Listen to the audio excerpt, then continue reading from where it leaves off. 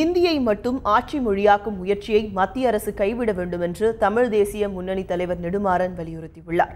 விழுப்புரத்தில் செய்தியாளர்களிடம் பேசிய அவர், இந்திய அரசியலமைப்பு சட்டத்தில் 22 மொழிகள் தேசிய மொழியாக அங்கீகரிக்கப்பட்டுள்ள நிலையில் இந்தியை ஆட்சி மொழியாக்க வேண்டும் என்று தலைவர்கள் பேசி வருவது கண்டனத்துக்கு உரியது என்று கூறினார்.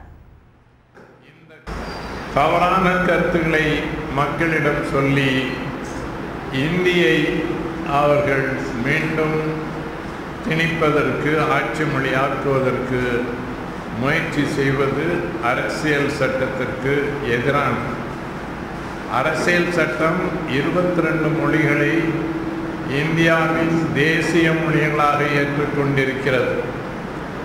எனவே ஒரு மொழியை மட்டும் முக்கியத்துவப்படுத்துவது என்பது தவறாகும்.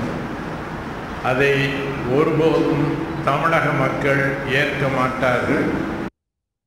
ஆசிய கண்டத்தில் உள்ள அரசியல் கட்சிகளின் மாநாட்டை ராஜபக்சே கூட்டியிருக்கிறார் எனவும், இது ஐநா போர்க்குற்ற விசாரணையை திசை திருப்பும் முயற்சி எனவும் குறிப்பிட்ட நெடுமாறன், இந்த மாநாட்டில் பாஜக பங்கேற்பது தமிழர்களுக்கு செய்யும் மிகப்பெரிய துரோகம் என்று குற்றம் சாட்டினார்.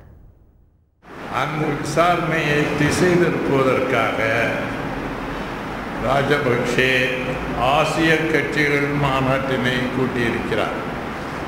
இந்த மாநாட்டில் பாஜக பங்கேற்கப் போவதாக அறிவித்திருக்கிறது. இது தமிழ் மக்களுக்கு இழைக்கப்படுகிற துரோகமாகும்.